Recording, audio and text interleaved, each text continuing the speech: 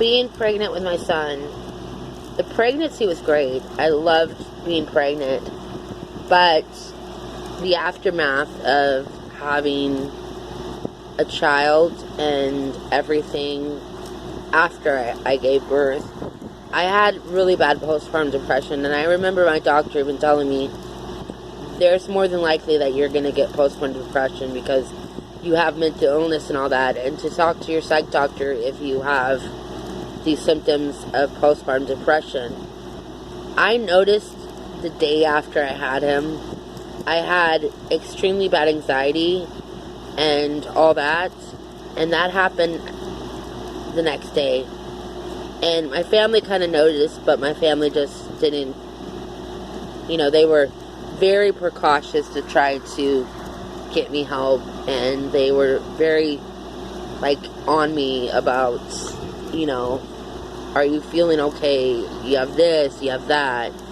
Being very precautious, very, straight on me.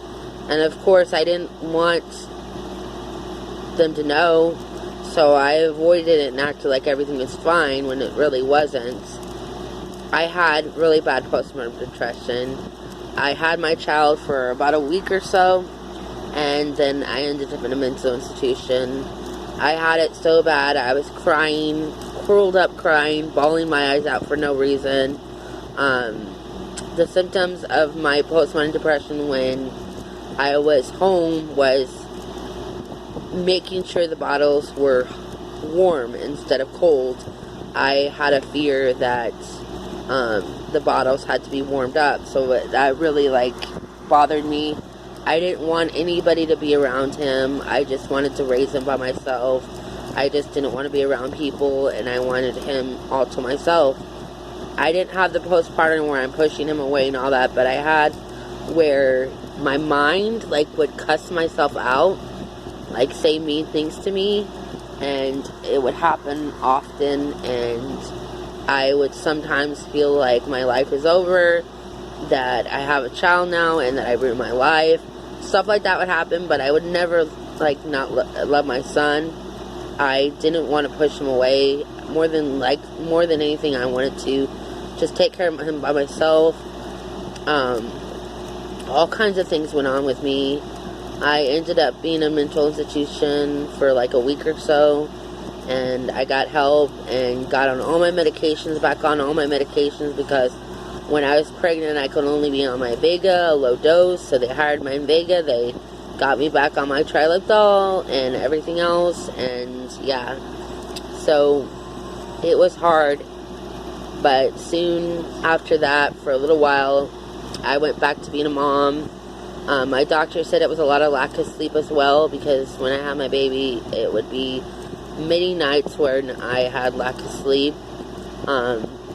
That's something that you need to know when you have a baby, that you're going to have lack of sleep. They want to be awake during the nighttime, and that's just how it is.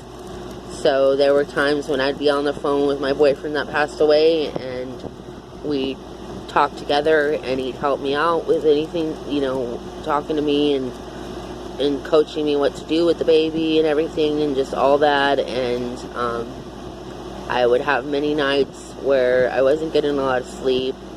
I had a fear that I wouldn't hear him cry, so that made me not want to sleep. And I would get lots of coffee, that night, and just drink it, and drink tons of caffeine, and just stay up.